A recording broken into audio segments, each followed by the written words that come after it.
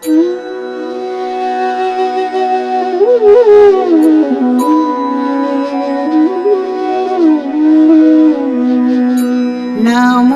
अरिहन्ताणं नमो सिद्धाणं नमो आयर्याणं नमो उवच्छायाणं नमो लोहे सव्वसाहुणम्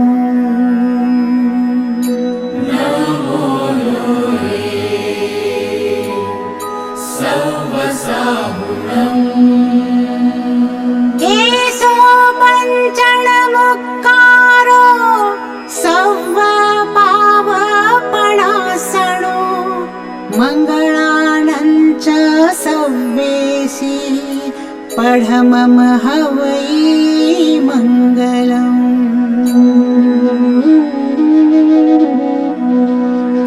नमो नमो नमो नमो नमो नमो नमो नमो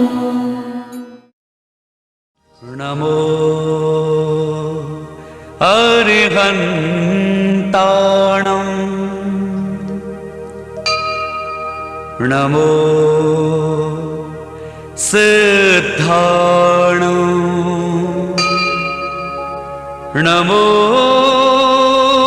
आयर्याणं नमो उवच्छायाणं नमो लोहे सव्वसाहुणम्। नमो लोहे सव्वसाहुणम्।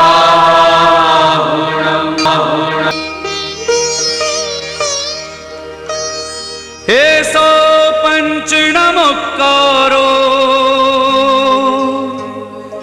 सव्वपावपणाशनो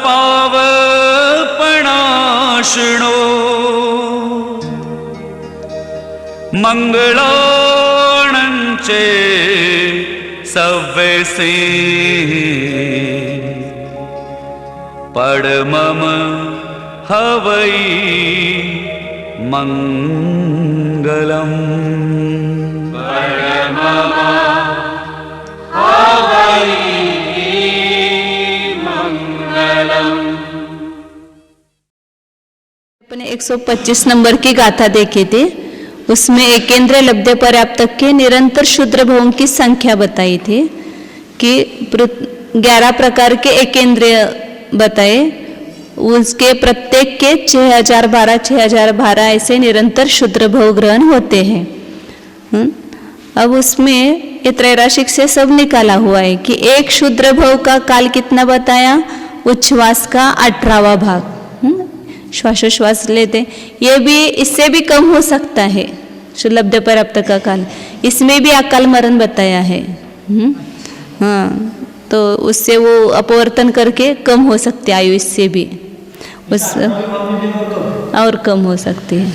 ये शायद मुझे ऐसा ये है कि ये उत्कृष्ट आयु बताई लब्ध पर्याप्त की। हाँ, श्वासोश्वास का 18वां भाग जो है। हाँ हाँ, इसका कैसे होगा? ऐसा हो सकता है कि मतलब जिस जीव के आश्रय से हुए हैं वो जीव मर गया तो उससे उनका भी हो गया होगा, ऐसा कुछ होगा। अकाल मरण बताया है, लेकिन दहुला में आता है उसका। तो एक क्षुद्र भोग का कितना काल है, 1/18 उच्छ्वास। तो फिर कि निरंतर कितने भव बताए, 66,336, तो उनके कितने उच्छ्वास होंगे। इस प्रकार त्रैराशिक संपात करते थे, त्रैराशिक करने पर उसके उच्छ्वास आते हैं। प्रमाण राशि, इच्छा नहीं, प्रमाण फल और इच्छा।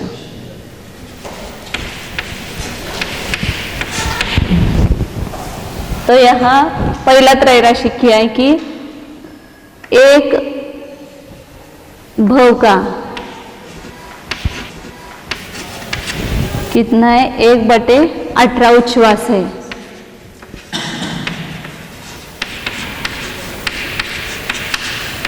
तो 66,336 भव कितने उच्छ्वास में होंगे, मतलब उसके कितने उच्छ्वास होंगे, उसका सब का काल कितना होगा।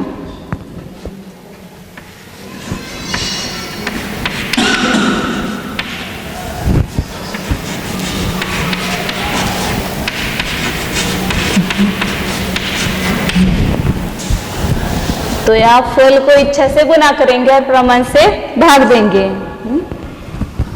1/18 गुणित 66,336 बटे 1 ही है वो तो 18 का भाग देंगे। 18 त्रिक 54 तो 18 सख 12 दर्शवते का नहीं 3685 आए, लेकिन ये अपन निकालते ना 18 त्रिक 54 12 रह गए 12 123 18 सख 18 हाँ अष्टोदर्श। तो उसमें 3 में से 13 में से 8 गए तो 5 रहे 1 0 15 बचे, फिर ऊपर से 3 लेंगे तो 18 का 9 का जाएगा ना 8 का 18 2 36 नहीं जास्त उरलं काय माझं चुकलं 3685 आते हैं। 18 गुणिले 8 इथं चुकलं काय मगाशी 18 गुणिले 6 6 8 48 4 6 के 108 आहे बरोबर आहे। आता 18 8 8 8 64 4 हात झाला 8 8 1 8 और 6 144 बराबर 144 आए ने 8 का भाग गया 6 का गया फिर 8 का गया 13 में से 4 गया 9 अच्छा 1 0 0 ऊपर से 6 लिया 18 पंचे 90 और फिर ऊपर क्या रहेगा 6 रहेगा तो 1/6 रहेगा ना 3 रहेगा हाँ 6/18 हो जाएगा ना 6/18 हो जाएगा क्योंकि वो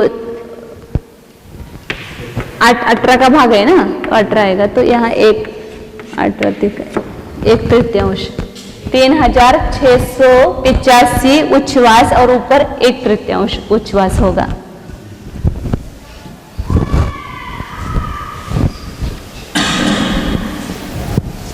इतने मतलब संपूर्ण शुद्र भोग होने में इतने उच्छ्वास हो जाएंगे। तो इतने उच्छ्वास कितने काल में होते हैं तो एक अंतर्मुहूर्त काल में ही होते हैं क्योंकि बताया कि 3773 का वो भी किसका लेना जो धनी है निरालसी है निरोगी है ऐसे मनुष्य के जो इतने उच्छ्वासों का एक मुहूर्त होता है।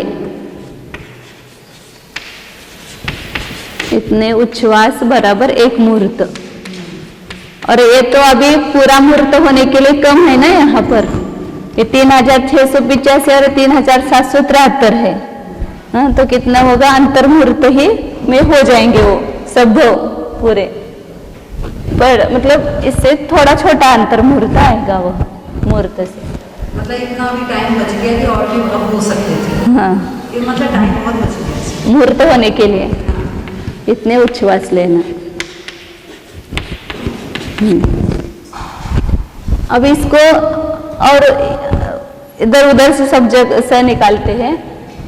यहाँ भव का प्रमाण निकालेंगे 1/18 उच्छ्वास में 1 भव होता है। अब यहाँ जो लब्ध राशि आई उसको इच्छा राशि बनाएंगे तो 3685.1/3 उच्छ्वास में कितने भव होंगे? तो ये भवों का प्रमाण आएगा कि उच्छ्वास में कितने भव। यहाँ पर क्या होगा? 3685.1/3 को 1/18 का भाग देंगे। तो 3685 का अपन 1 करके रूपांतर करके लेते हैं। इसको 3 से गुना करो और 1 मिलाओ। तो 3685 गुणित 3, 3 5 15 हत्सा 1, 3 8 24 आणि 25 हत्सा 2, 3 से 18 और 2 20, 2 3 3 9 और 11, 11,055/3 आ गया। ये 3685.1/3 मतलब है कितना हो गया? 11,055/3। इसको क्या करना है? 1/18 का भाग देना है। ये फल प्रमाण राशि का भाग देंगे ना, तो भाग देते 1/18 का भाग देंगे।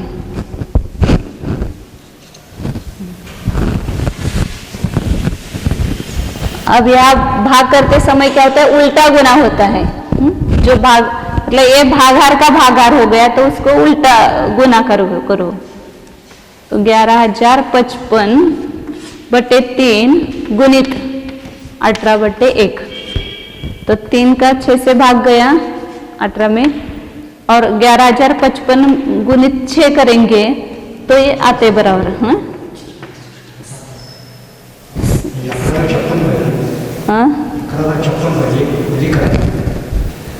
हाँ, 1 अधिक जोडायचं राहिलं, तेच म्हटलं कसं काय उत्तर आहे ना। ये 1 जोड़ना रह गया ना, ये 3 से गुना किया और 1 जोड़ना रह गया। 6 6 36, हाँ 66,336 आते हैं। इतने भव इतने उच्छ्वास में हो जाएंगे। अब तीसरा त्रैराशिक निकालना है, मतलब सब तरफ से देखो तो निकाला है इसे। मतलब एक मालूम है तो दूसरा निकालने के लिए ऐसा कहती है। 66,336 भवों के कितने उच्छ्वास है? कुल 3,685.1/3 इतने उच्छ्वास होते हैं। तो एक भव के कितने उच्छ्वास होंगे? मतलब एक भव का काल निकलेगा।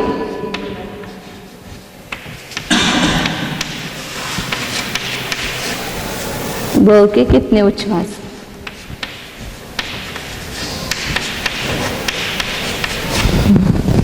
तो यहाँ 3,685.1/3 मतलब कितना है? 11,056/3 है। फल राशि गुणित इच्छा राशि करेंगे तो 1 का गुण आएगा यहाँ, और भाग में क्या जाएगा? 66,336, क्योंकि प्रमाण राशि भागार राशि में जाएगी ना। 56 आहे, 4 दिवस आले काय इंग्रजीमध्ये। तो यहाँ 11,056 का भाग गया 6 आया, तो 8 साइत्रिक 18, तो 1/18 उच्छ्वास आया। एक भव का काल 1/18, लब्ध पर्याप्त का एक भव का काल आ गया। इससे प्रूफ हो गया कि हर भाग के लिए 1/18 मनुष्य को तिरंज। अब क्या निकालेंगे? चौथा त्रैराशिक है। उच्छ्वास प्रमाण राशि में आए होंगे 3,685.1/3 3,685.1/3 इतने उच्छ्वासों में भव कितने होते हैं? 66,336 भव होते हैं। तो 1/18 उच्छ्वास में कितने भव होंगे?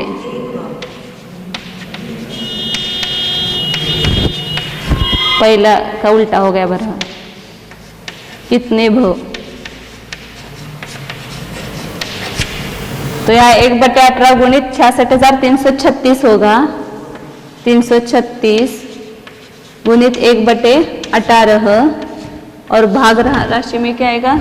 3,685 बटे नहीं 1/3। तो यहाँ 3,685 और 1/3 जो है वो भागाहार राशि है। तो कितनी है? 11,000 पहले 66,336 और ये कितनी है? 11,056/3 गुणित यहाँ क्या हो जाएगी? ये 18। तो ये 3 राशि ऊपर चली जाएगी, भागाहार के भागाहार है तो गुणकार में चला जाएगा। ये 3 संग 18 और 11,056 गुणित 6 कितने आएंगे? 66,336 ही आएंगे। या इसका भाग 2 इसमें 6 का जाता है। 6 और 6 गए, कितना आया? 1। तो 1 भव होगा। मतलब सब तरफ से त्रैराशिक किया कि 1 भव का 1/18 उच्छ्वास होता है, तो 66,336 उच्छ्वासों में भवों का कितना काल होगा कुल सब मिला करके? तो इतने उच्छ्वास हो गए, 3,685 उच्छ्वास हो गए। इसका अपन सेकंड में निकालेंगे। तो कितना है? तो बताए कि एक निरोगी पुरुष जो है उसकी 1 मिनट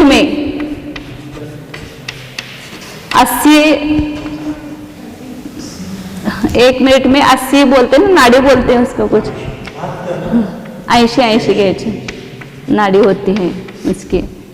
तो 1 मिनट मतलब कितने सेकंड हो गए? 60 सेकंड हो गए। और उसको 80 का भाग दे ना, नाड़ी से म्हणतात ना त्याला, नाड़ी उसको हिंदी में क्या बोलते हैं? नाड़ी बोलते हैं, नब्ज होती है। हाँ, तो 1 मिनट में 80 ये होते हैं नाड़ी और सेकंड 60 होते हैं। तो एक नाड़ी का काल कितना? सेकंड की अपेक्षा से कितना आया? 3/4 आया। 20 3/4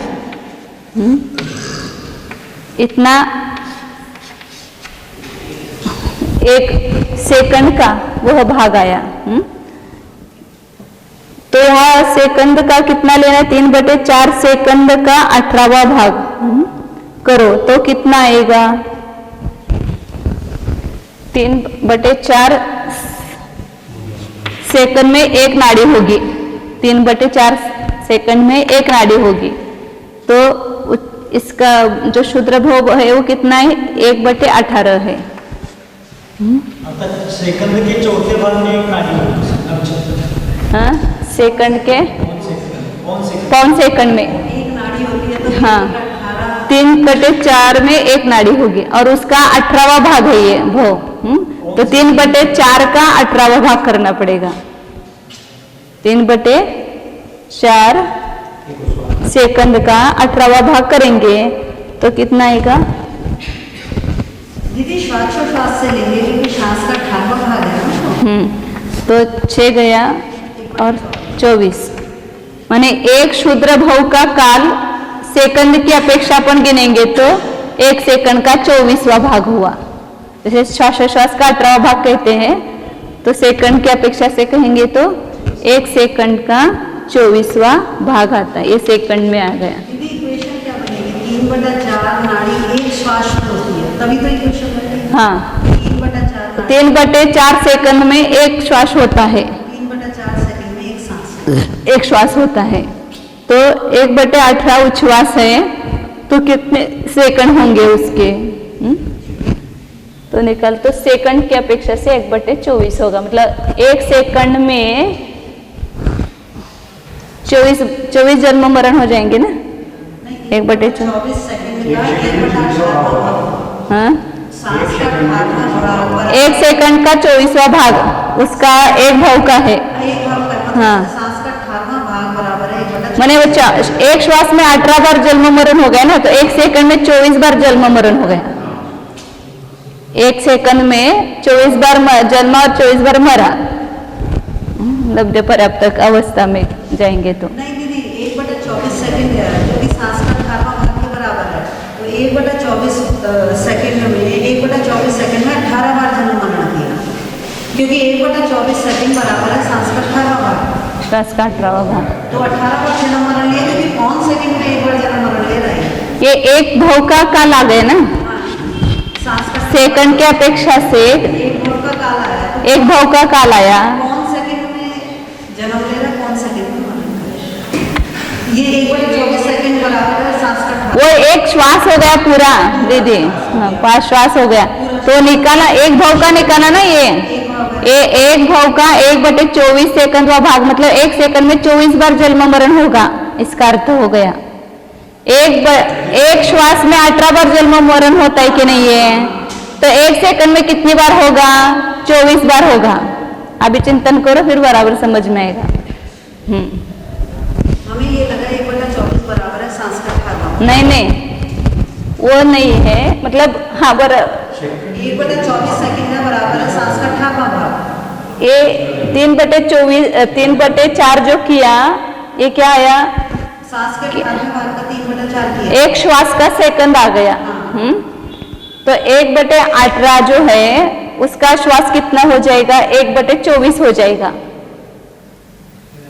सांस का 18वां 1/24। हाँ, सेकंड के जैसे मतलब लब्ध पर्याप्त की आयु अपन श्वासोश्वास का 18वां भाग मानते हैं, तो सेकंड की अपेक्षा से 24वां भाग होगा एक लब्ध पर्याप्त की आयु। तो 1 सेकंड में 24 बार हुआ कि नहीं जन्म मरण। 1 श्वास में 18 बार होगा, लेकिन 1 सेकंड में कितनी बार होगा, 24 बार होगा। सोचिए 18 बार का दिमाग में सोच लीजिए आप, छोड़ दो। ये एक लब्ध पर्याप्त का काल हो गया ना 1/24, तो फिर पूरे सेकंड में कितने बार होगा, 24 बार होगा। ये सीधा है ना यहाँ पर। शरीरस्य पज्जतुदयस्य कायजोगस्य जोगिस्य पुण्यतम अपुण्यजोगोत्ति निर्दिष्टम्। पज्जत उदयस्य कायजोगस्य पज्जत शरीरस्य जोगिस्य अपुण्यतम अपुण्यजोगोत्ति निर्दिष्टम्। पर्याप्त शरीर भी उनका पर्याप्त है, परिपूर्ण है, केवलियों का पर्याप्त नाम कर्म का उदय है, काय योग से युक्त है। ऐसे योगी के मतलब सयोग केवली जिनके अपुण्यतम अपर्याप्तपना जो है वह अपर्याप्त योग की अपेक्षा से कहा है। क्योंकि जब अपन केवली समुद्घात में दंड, कपाट, प्रतर और लोकपूरण ये 4 समुद्घात में अवस्था होती है, तो वहाँ दंड में केवल औदारिक का योग होता है, दंड में औदारिक का योग होता है, कपाट में औदारिक मिश्र का योग होता है, प्रतर में कार्मन का योग होता है, आठ समुद्घात में औदारिक मिश्र। तो मिश्र योग कब होता है, अपर्याप्त अवस्था में होता है। तो मिश्र योग होने से और कार्मन का योग भी अपर्याप्त अवस्था में होता है, विग्रह गति में होता है। इसलिए उस अपेक्षा से यहाँ अपर्याप्तपना कहा है। वास्तव में वहाँ अपूर्णता वगैरह कुछ नहीं है, शरीरों की परिपूर्णता है और पर्याप्त नाम कर्म का भी उदय है, लेकिन योग की अपेक्षा से अपर्याप्तपना कहते हैं। लब्ध पर्याप्त का अवस्था है। निवृत्त पर्याप्त अवस्था कौन से गुणस्थान में है, पर्याप्त अवस्था के गुणस्थान कौन से, ये बताते तीनों। लद्ध्य पुण्यो मिच्छे तत्थ विविधे च उत्तसठ्ठेय निवृत्ति अपज्जति तथ्य विशेषे सुपज्जति। लद्ध्य पुण्यो लब्ध पर्याप्तक मिथ्या तो गुणस्थान में ही होता है, क्योंकि अन्य गुणस्थान उसके होते ही नहीं है, सब नियम से मिथ्या दृष्टि होते हैं। और जो निवृत्ति पर्याप्त है उसके गुणस्थान बताते हैं। तत्थवी मतलब उस मिथ्यात्व में भी, विधेय मतलब दूसरे गुणस्थान में, और छठे गुणस्थान में आहारक शरीर की अपेक्षा से। वहाँ आहारक शरीर, हाँ चौथा है, चौथे गुणस्थान में बताए ना, पहला दूसरा चौथा और छठा। पहला दूसरा चौथा तो है वो चारों गति में, नरक को छोड़ करके लेंगे, वो नरक में नहीं रहेगा निवृत्ति पर्याप्त अवस्था में। तो सामान्य रूप से यह बताया है, पहला दूसरा चौथा और छठा आहारक शरीर की अपेक्षा।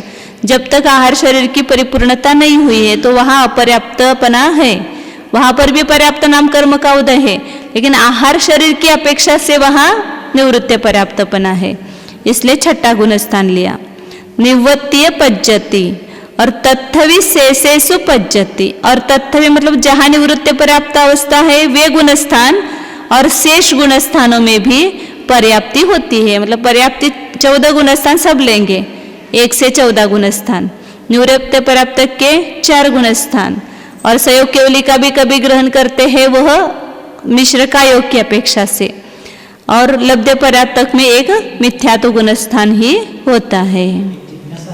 हाँ, औदारिक शरीर और वैक्रिय शरीर में यथासंभव 4, 5 और 6 पर्याप्त पूर्ण होती है। औदारिक वैक्रिक शरीर में तो 6 ही है। हाँ 4, 5 और 6 हाँ हाँ। तो आहारक शरीर में कितनी पर्याप्तियां होंगी? आहारक शरीर में भी सब होगी ना, क्रम से सभी 6 की 6 पर्याप्ति होगी। उसमें वो आता है जब उदय स्थान बताते हैं ना, तो वहाँ आहारक शरीर की अपेक्षा वह आहार शरीर पर्याप्ति होने पर इतनी प्रकृतियों का उदय, इंद्रिय पर्याप्ति पूरी होने पर इतनी प्रकृतियों का उदय, ऐसा वहाँ घटित करते हैं, तो 6 पर्याप्ति लेंगे। आगे अब यहाँ पर अपर्याप्त काल में सासदन और असंयत ये 2 गुणस्थानों के अभाव कहाँ होता है वो बता रहे हैं। 128 नंबर गाथा। हेट्टिम छप्पुडवीणम जोयसिय वण भवन सव्व इत्थीनम पुण्यधरे नहि सम्मो न शासनो नारया पुण्य। कहाँ कहाँ पर 4था गुणस्थान निवृत्ति पर्याप्तक अवस्था में नहीं है वो बता रहे। मतलब सम्य दृष्टि मरण करके जहाँ पैदा नहीं होता है वहाँ वह 4था गुणस्थान लेकर के उत्पन्न नहीं होगा, तो वहाँ पर 4था गुणस्थान निवृत्ति पर्याप्त अवस्था में नहीं होगा, उस अपेक्षा से बताया है। तो नरक गति में 7 पृथ्वी है, उसमें पहली पृथ्वी में केवल शायिक सम्य दृष्टि या कृतकृत्य वेदक सम्य दृष्टि जा सकता है, अन्य नरकों में सम्य दृष्टि पैदा नहीं होता है, तो वहाँ 4था गुणस्थान लेकर के नहीं जाएगा। तो वहाँ निवृत्ति पर्याप्त अवस्था में दूसरी पृथ्वी से लेकर 7वीं पृथ्वी तक 4था गुणस्थान नहीं होगा निवृत्ति पर्याप्त अवस्था में, केवल पहली पृथ्वी में होगा। फिर ज्योतिषीय, ज्योतिष्क, वाण, भवनवासी, भवनत्रिक में भी सम्य दृष्टि पैदा नहीं होता है, तो वहाँ 4था गुणस्थान निवृत्ति पर्याप्त अवस्था में नहीं होगा।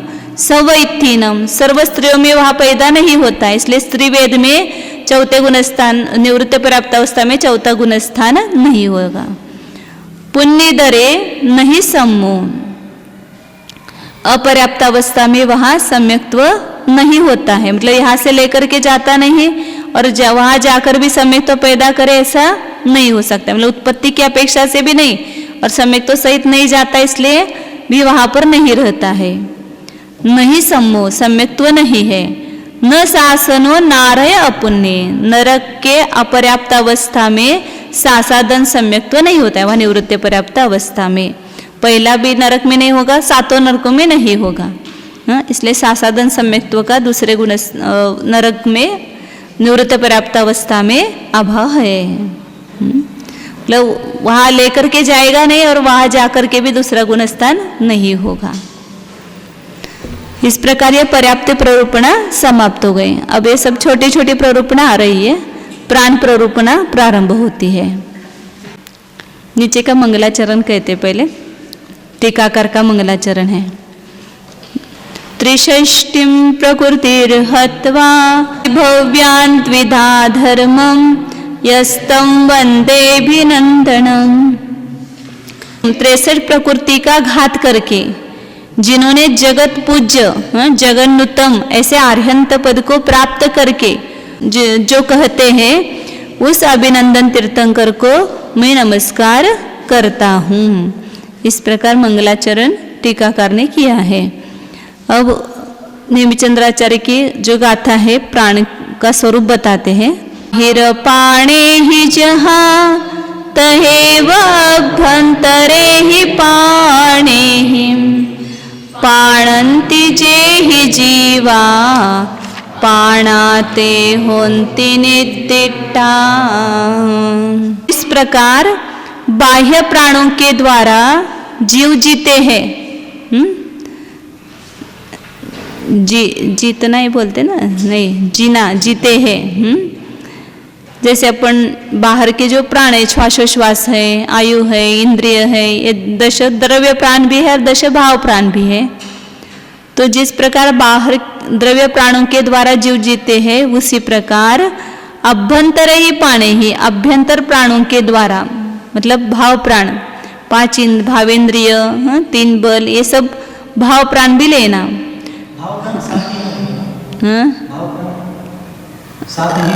सब 10 के 10 द्रव्य प्राण भी लिए और 10 के 10 भाव प्राण भी लिए हैं। वहाँ जो जीव की पर्याय होगी उसकी अपेक्षा से वहाँ भाव प्राण कहेंगे। मतलब जो 5 इंद्रिय है वो भावेंद्रिय है, वो भाव प्राण कहेंगे। बल में जो है वो जीव की शक्ति, योग जो है दोनों प्रकार के बताए ना, भाव योग और द्रव्य योग। उस अपेक्षा से मनोबल, वचन बल और काय बल, ये बाहर जो द्रव्य मन वचन है उसको द्रव्य प्राण कहेंगे।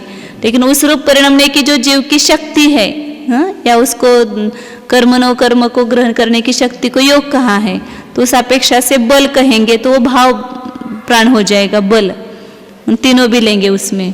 और जो श्वासोश्वास है, तो श्वासोश्वास पर्याप्ति में आए ना, वहाँ पर श्वासोश्वास रूप परिणामाने की जो जीव की शक्ति है वो पर्याप्ति कहेंगे, और उससे उत्पन्न हुआ जो श्वासोश्वास रूप जीव का भाव प्राण। जितने कर्म है उसके उदय से उत्पन्न हुए जीव के भाव भी पाए जाते हैं। तो आयु भी जीव विपाकी कर्म है। तो आयु के उदय से, जैसे मनुष्य आयु है, उसके उदय से जो जीव के भाव पैदा होते हैं, हाँ भाव विपाकी है, लेकिन उसको क्या कहेंगे, जीव के ऊपर भी उसका फल मिलता है ना, भाव। तो उस अपेक्षा से उसको भाव प्राण कहा है आयु को। आयु के उदय से वहाँ जीव जी रहा है, तो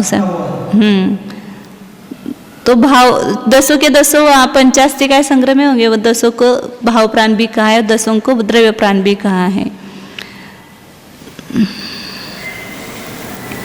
इसमें भी आया है शायद आगे का। तो जे ही पाणे अभ्यंतरे ही पाणे ही पाणंती, मतलब अभ्यंतर प्राणों के द्वारा भी जीव जीते हैं, उसको प्राण ऐसा कहते हैं। अपन भी कहे ना, जिस किसी में अपना ये है जीव उसमें लगा हुआ है, तो ये मेरा प्राण है ऐसा कहते, क्योंकि प्राण के द्वारा जीव जिंदा रहता है, प्राण के बिना मरण प्राप्त करता है। तो उस अपेक्षा से प्राण कहा है। तो यहाँ पर्याप्ति और प्राण में क्या भेद है, ऐसा प्रश्न किया है। तो इंद्रिय पर्याप्ति में इंद्रिय पर्याप्ति है, प्राण में इंद्रिय प्राण है। उधर मन पर्याप्ति है, इधर मन प्राण है, और उधर भाषा पर्याप्ति और इधर वचन प्राण है। काय बल प्राण है और इधर शरीर पर्याप्ति में शरीर पर्याप्ति और इसमें काय बल प्राण है। तो उसमें क्या अंतर है? तो वहाँ इंद्रिय प्राण है, वो 5 इंद्रियावरण का क्षोभशम हो गया, मतलब जन्म के पहले समय से 5वें इंद्रिय प्राण कहेंगे वहाँ, क्योंकि वहाँ 5 इंद्रियावरण कर्म का क्षोभशम होता है इसलिए। और इंद्रिय पर्याप्ति जो है वो क्षोभशम से उत्पन्न हुए पदार्थ को ग्रहण करने की जो सामर्थ्य है वो अंतर्मुहूर्त के बाद होगी। इंद्रिय प्राण भव के पहले समय से है और इंद्रिय पर्याप्ति अंतर्मुहूर्त के बाद होती है। और मन पर्याप्ति जो है, मन पर्याप्ति पहले होती है पूरी, फिर उसके बाद मन प्राण। मन पर्याप्ति कारण है और मन प्राण कार्य है, और इंद्रिय प्राण कारण है और इंद्रिय पर्याप्ति कार्य, मतलब पीछे और आगे होती है, इसके अपेक्षा से कहा वहाँ पर। तो मनोज्ञानावरण के क्षोभशम से और द्रव्य मन से उत्पन्न हुए पदार्थ को ग्रहण करने की शक्ति की पूर्णता, उसको मन पर्याप्ति कहा। और जो अनुभूत विषय है उस पदार्थ को ग्रहण करना, ये क्या हो गया, मन प्राण हो गया। ग्रहण करने की जो योग्यता आ गई उसमें, वह मन प्राण हो गया। भाषा पर्याप्ति में क्या करेंगे, भाषा वर्गणा विशेष रूप परिणामाने की जीव की शक्ति की पूर्णता, उसको कहेंगे भाषा पर्याप्ति। और स्वर नाम कर्म के उदय से, भाषा पर्याप्ति पूरी होने के बाद स्वर नाम कर्म का उदय प्रारंभ होता है और उसके बाद ही विशिष्ट वचन निकलते हैं। स्वर नाम कर्म के उदय से विशिष्ट उपयोग का प्रयोग करने वाली जो है वो वचन बल प्राण है।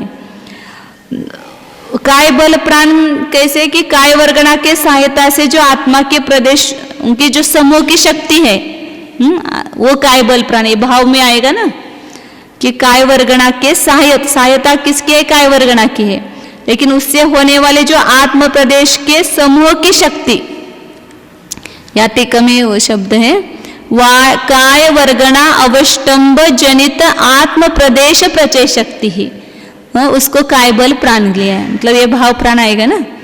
और नो कर्म पुद्गलों को जो खल और रसभाग रूप से परिणत है उनको हड्डी और रक्त इत्यादि स्थिर या अस्थिर अवयव रूप से परिणमाने की शक्ति की पूर्णता, उसको शरीर पर्याप्ति कहते हैं।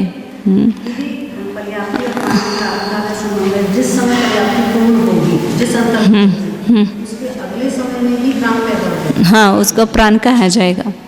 श्वासोश्वास पर्याप्ति पूरी हुई कि श्वासोश्वास प्राण प्रारंभ हुआ। हाँ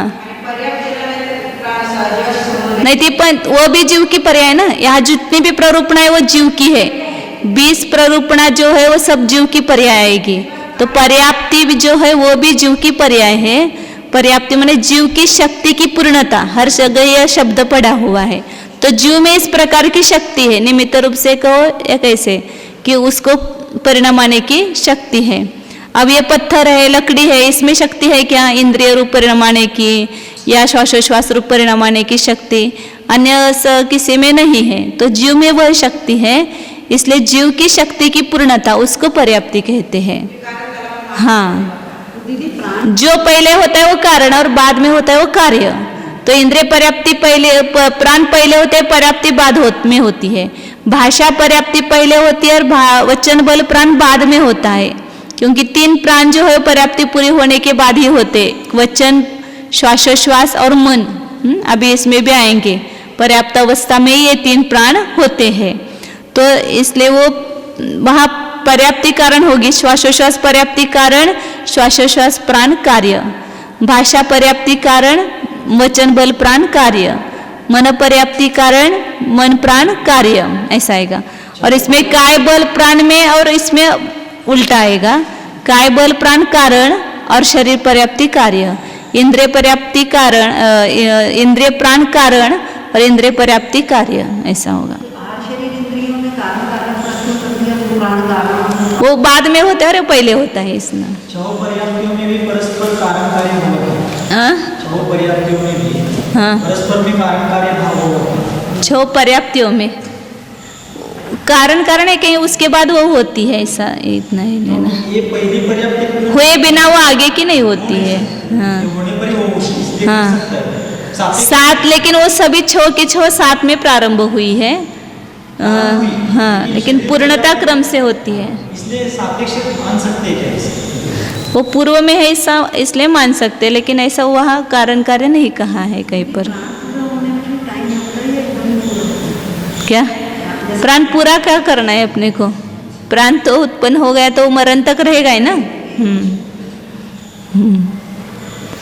अब प्राण कितने प्रकार के हैं वो बताते हैं आगे। 130 नंबर की पाणा मन वची काये सुतिन्नि बल पाणा आण पाण पाणा आउग पाणे न होंती 10 पाणा। दोनों चलते हैं, मैंने 10 दह भी शब्द आता है ऐसे। पंचे विंद्य पाना, 5 ही इंद्रिय प्राण है।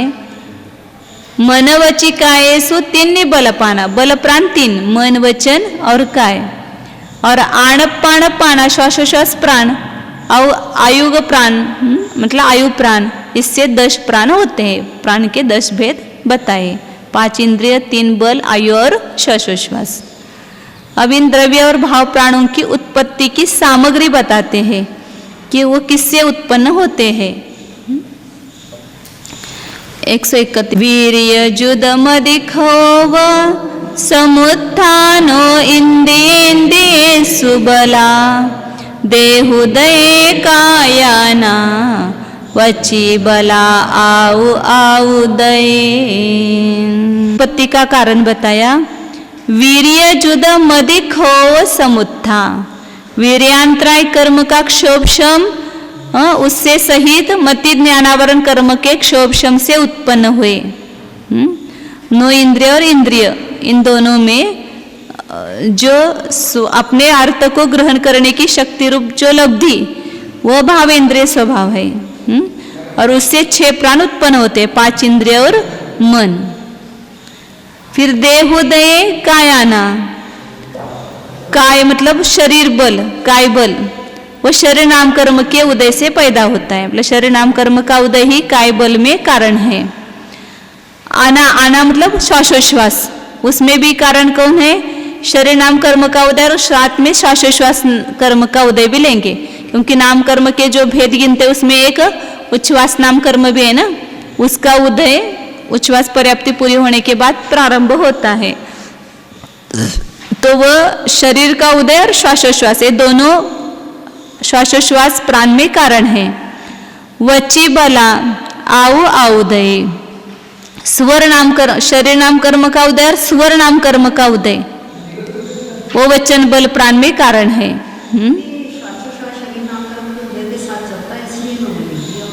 क्या लिख दिया?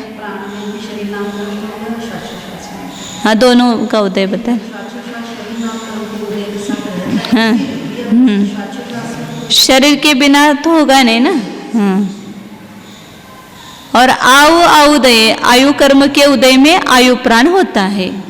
हर प्राण के कारण बताए। इंद्रिय प्राण के लिए कारण वीर्यांतराय और मति ज्ञानावरण कर्म का क्षोभशम, मन के लिए भी, मनोबल के लिए निमित्त भी वीर्यांतराय कर्म का क्षोभशम और 9 इंद्रियावरण मति ज्ञानावरण कर्म का क्षोभशम।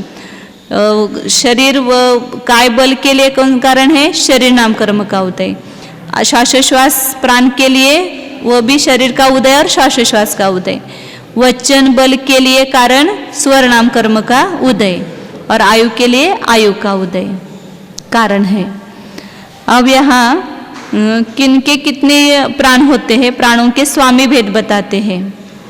कौन से प्राण किन जीवों को होते हैं? इंद्रिय काया ऊर्णिय पुन्ना पुण्य सुपुण्य गे आना वे इंद्रियादि पुण्य वची मनो सन्नि पुण्येव। पुन्ना पुण्यसु 5 इंद्रिय, काय बल और आयु, सामान्य रूप से 3 कहो, इंद्रिय काय और आयु, ये 3 प्राण पर्याप्त में भी होते हैं और अपर्याप्त में भी होते, दोनों में होंगे, कॉमन है दोनों। हाँ, कारण रूप में नहीं।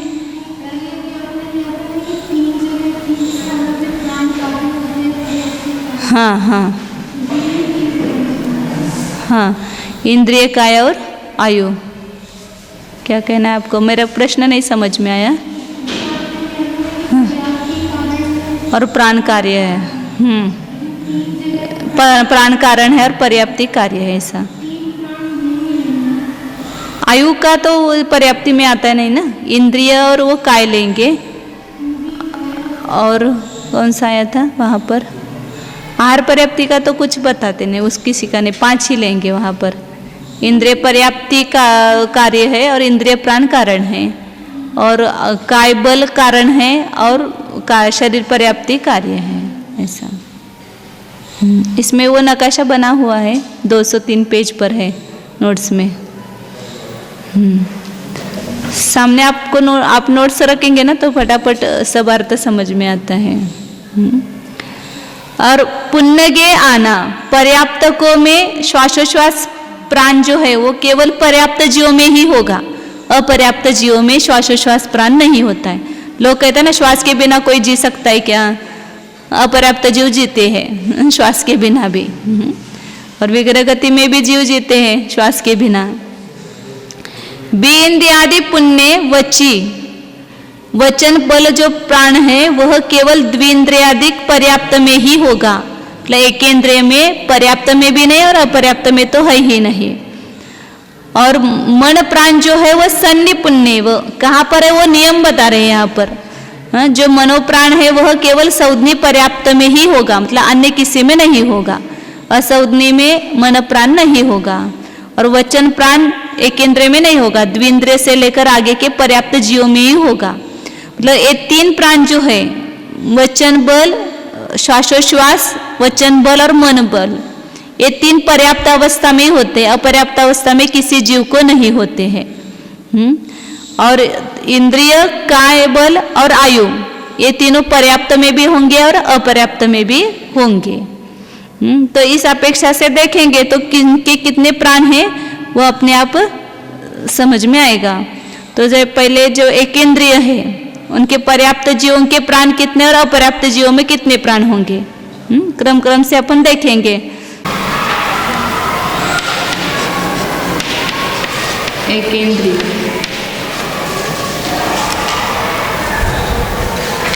पर्याप्त और अपर्याप्त।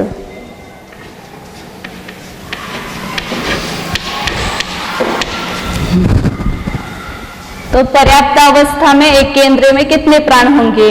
तो इंद्रिय कितनी उसको? एक। कौन सी इंद्रिय है? स्पर्शेंद्रिय।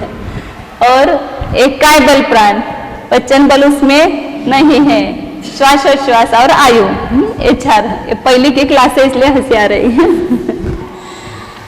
स्पर्शेंद्रिय मतलब चार प्राण हो गए, ऐसा इतना लिखती हूँ, ये सबको मालूम है अब। और अपर्याप्त अवस्था में कौन सा प्राण नहीं होता है?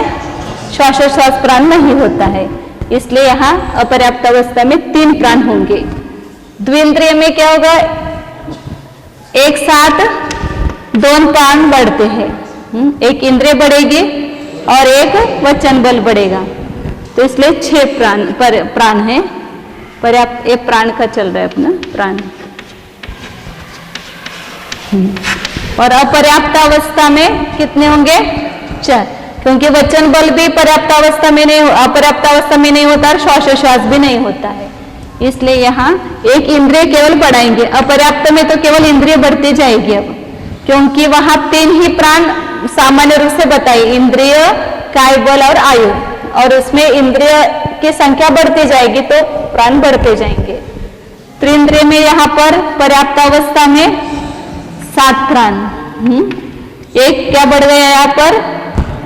इंद्रिय बढ़ गई, घ्राण इंद्रिय, और यहाँ पर एक इंद्रिय बढ़ेगी तो 5 होंगे। चतुरिंद्रिय में पर्याप्त अवस्था में एक इंद्रिय बढ़ेगी, 8 प्राण, और अपर्याप्त अवस्था में भी एक इंद्रिय बढ़ेगी तो 6 प्राण होंगे। अब बिना देखे बताना। असौधनी जीवों में पर्याप्त अवस्था में एक इंद्रिय बढ़ेगी चतुरिंद्रिय से तो 9 प्राण होंगे, और अपर्याप्त अवस्था में कितने प्राण होंगे? एक इंद्रिय बढ़ेगी, 7 प्राण होंगे। और सौधनी जीव को क्या बढ़ेगा? एक मनोबल बढ़ेगा तो 10 हो जाएंगे। और अपर्याप्त अवस्था में कितने बढ़ेंगे? श्वेता किती वाढणार?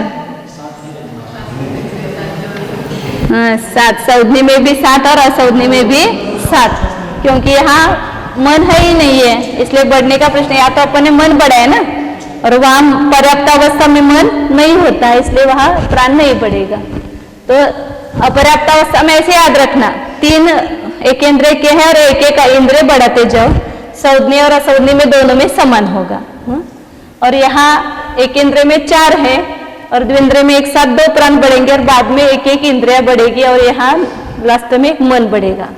इस प्रकार ये पर्याप्त और अपर्याप्त अवस्था में प्राण होते हैं। 133 नंबर की गाथा में बता रहे हैं। नम पाणा से गुणंतिमस्स बेऊणा पज्जते सिधरे सुय सत्तदुगे से सगे गुणा।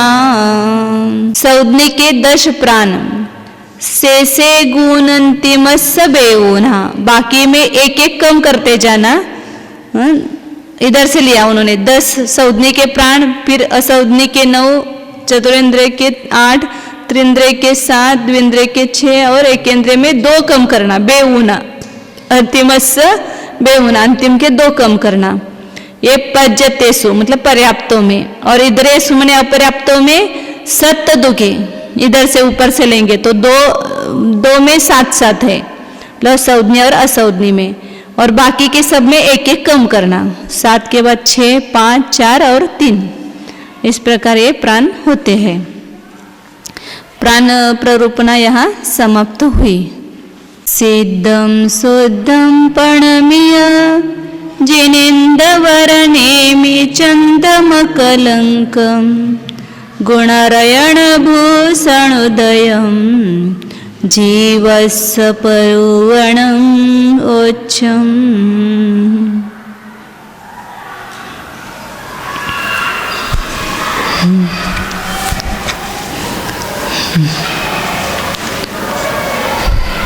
जो अपन ने पर्याप्ति देखी न जीव की शक्ति की पूर्णता, तो जो 3 प्रकार के जन्म है उसमें उपपाद जन्म में और समूर्छन जन्म में वहाँ पर्याप्ति पूर्ण होते ही वहाँ सब शरीर की रचना वगैरह पूरी हो जाती है, मतलब वहाँ उसकी भी पर्याप्ति हो अल्पकाल में अंतर्मुहूर्त में।